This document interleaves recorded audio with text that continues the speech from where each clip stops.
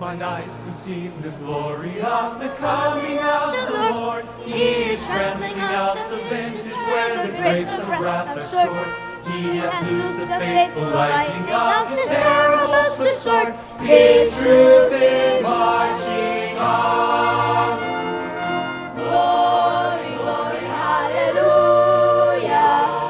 Glory, glory, hallelujah. Glory, glory, hallelujah. His truth is marching on. He has sounded forth the trumpet that shall never call retreat. He is sifting out the hearts of men before his judgment seat. Oh, be swift, my soul, to answer him. Be jubilant, my feet. Our God is marching on. Glory, glory, hallelujah.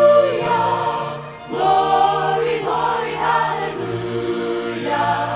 Glory, glory, hallelujah. His truth is marching on.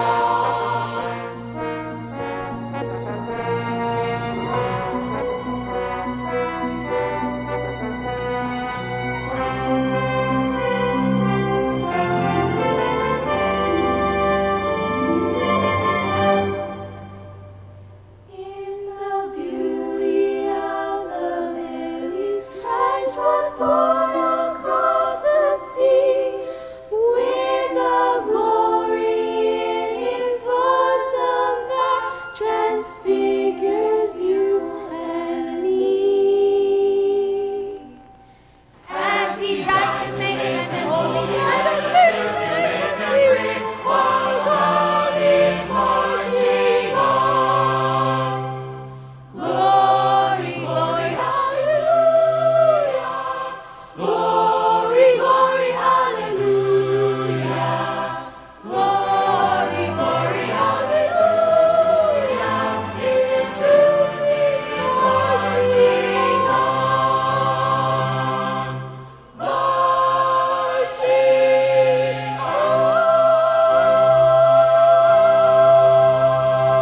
on. Good morning, ladies and gentlemen. Today, we will be showing you the greatest show of your lives. In this unit, we have been learning about migrations and what causes them. But how do we start? Oh yeah, with a prayer. Hanvi, please lead us in an opening prayer. Dear God, thank you that we can have assembly today. I pray that our assembly will be successful and fun for everyone to watch. Amen. Okay, Eddie, now you can tell them what we've been learning about.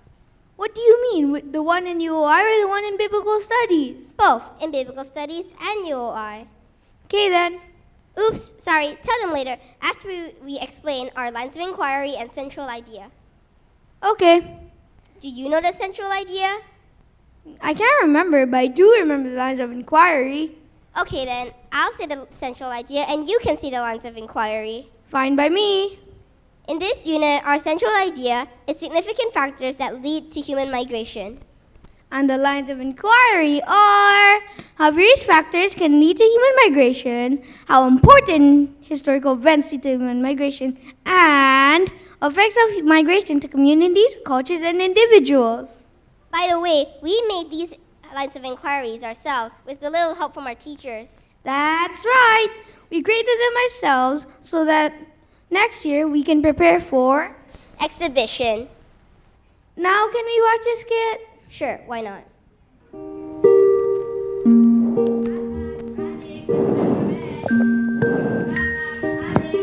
Yes, Mom. Adik, it's time for bed. I'm not sleepy yet. Well, it's story time. Story time? Wait, I'm coming! So today's Bible story is going to be about... What?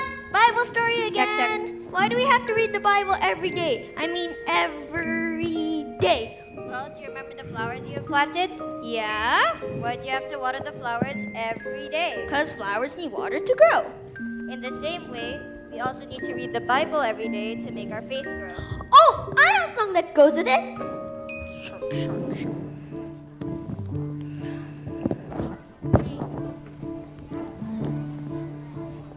Read your Bible, pray every day, pray every day, pray every day.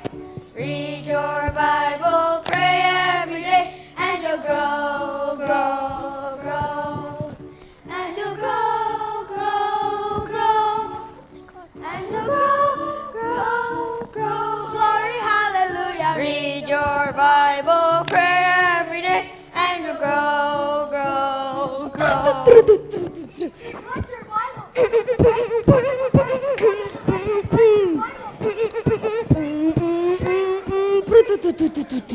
you'll shrink. Neglect your Bible, forget to pray. Read your Bible, pray every day, pray every day, pray every day.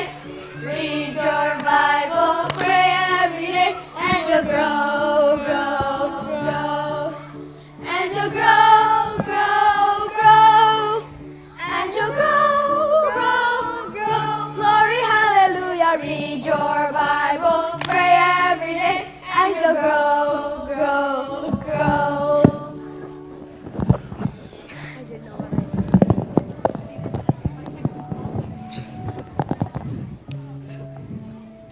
That's fun. All right, I'm all ears for the story. So today's story is going to be about Jacob. Hey, I know that story. That's Jacob's migration. Migration? What's migration? Migration is a movement of large number of people, birds, or animals from one place to another. But why do people have to move? Oh, there are different reasons for it. The reasons are called push and pull factors. Push factors? What do you mean? Push? Like this? Mommy! Andy. Sorry, big sis. Actually, push factors is somewhat like what you just did. I know. Let me explain it. So push factors are reasons that make people want to leave the place they are living in. And pull factors are the reasons why people want to go to a new place? Exactly. But in the story of Jacob, why did Jacob migrate? That's a good question, honey. Shall we begin the story? Sure. Yeah. One day, when Isaac was 6 years old, his wife Rebekah had 2 sons, Esau and Jacob. Jacob lived during the 18th century BC. Isaac liked Esau, the hunter. Rebekah preferred Jacob, the quiet one. God told Rebekah that the 2 children yet to be born would grow up to become 2 nations, and that the older would serve the younger.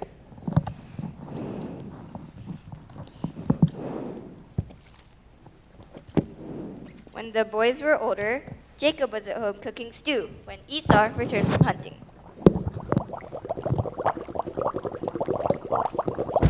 Jacob offered to give Esau the stew in exchange for the birthright. It is the right of the firstborn son to inherit more of the paternal estate than each of the other children. Esau agreed, showing how little he valued his position as firstborn.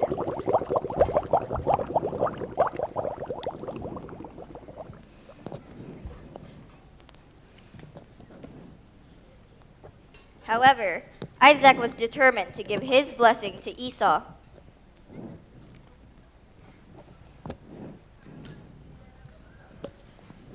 Rebekah encouraged Jacob to deceive his father and obtain the blessing for himself.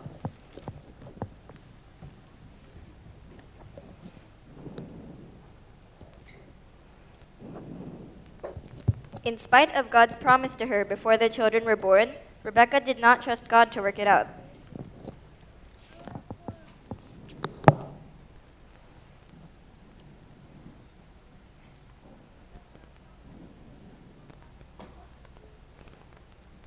The plan had succeeded. And Esau was furious, determining to kill Jacob once Isaac was dead. Rebekah sent Jacob away to her own family in Haran, Mesopotamia, to find a wife. Stop there! Oh, I know. That's Jacob's migration. The push factor is Esau would hurt Jacob because Jacob cheated him, so he ran away. That's right. What happened then? So Jacob ran away to Haran and Mesopotamia to Rebekah's own family.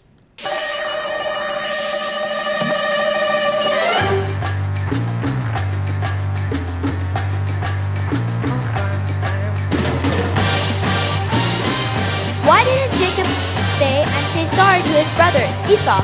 Yeah, why not? I don't know. It isn't that easy to be sorry, don't you think? Yeah, I guess so. What happened next?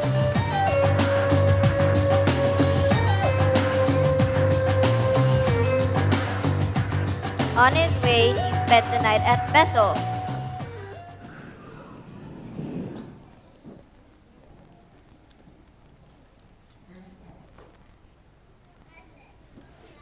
Where God appeared to him in a dream and repeated the promise he made to Abraham. God promised Jacob that he would be with him, would protect him wherever he went, and would bring him back to Canaan. Jacob responded, "If you keep your promise, then you will be my God."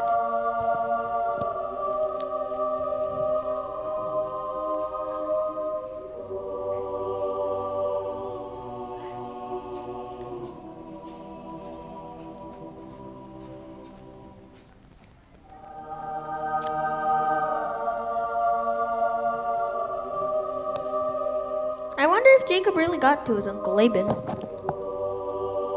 yet. Jacob built an altar out of rocks and named the place House of God, because God had promised to keep him safe right there.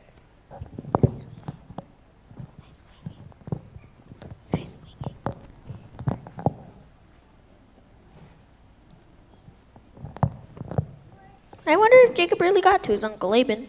Well, God has promised Jacob that he will protect him, right? That's true. God always keeps his promises. What happened then, Mom? Jacob journeyed all the way to Haran and fell in love with Rachel.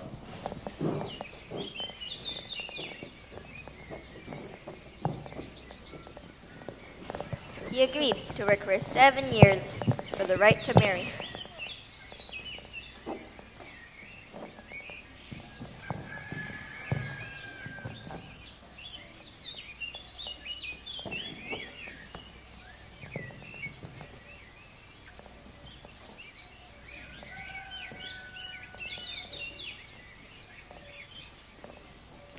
However, Laban tricked Jacob into marrying not Rachel, but his eldest daughter, Leah.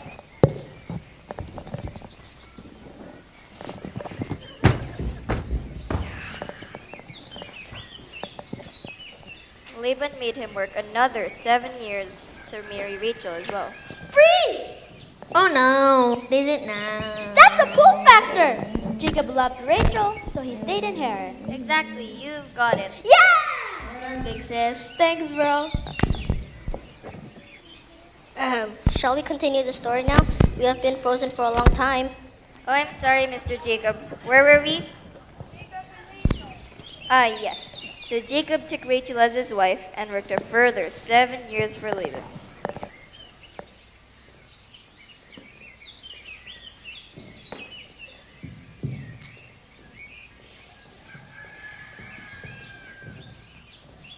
Years later, God appeared to Jacob and told him to return to Canaan. Stop! Again? That's pull factor, right, Mom? God asked Jacob to go to Canaan. Mr. Jacob? Yes, indeed, it is a pull factor. God told me to go to Canaan, so I went. I wanted to please God. Just like missionaries, traveling around the world spreading God's word. Ah, I see. Shall we continue the story? Yes, sir, I am at your service. Jacob was still the deceiver. He planned to leave Canaan when Laban was away from home. On his way back to Canaan, Jacob met God. His name was changed to Israel, which meant he struggled with God. Following this, Jacob's trust in God became evident. Through Jacob, the Messiah will come to Israel and the world.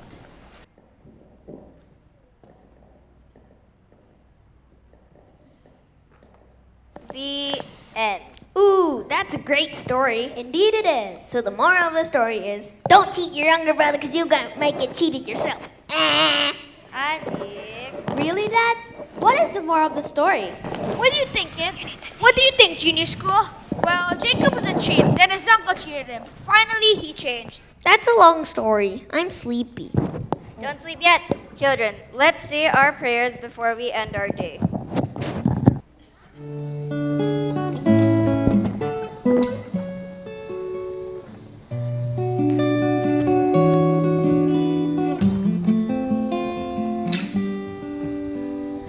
Selamat malam Bapa, selamat malam Yesus, selamat malam Roh Kudus. Terima kasih atas anugerahmu selagi dan berlalu. Memuji, ku bersyukur, memuliakan namamu. Allah Bapa, Putra Roh Kudus, terima kasih. Selamat malam Bapa, selamat malam Yesus, selamat malam Roh Kudus. Terima kasih atas anugerahmu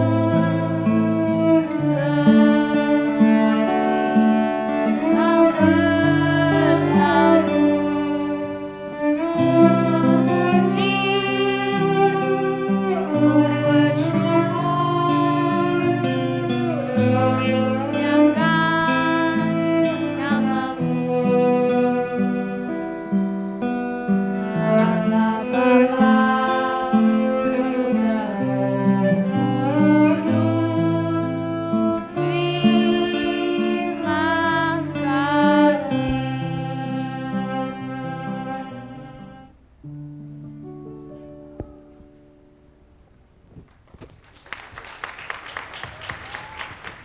Well, that was such a fun skit. I know. What was your favorite part? All of it. Same. What about you, audience? Now let's invite Sungyin to lead us in a closing prayer.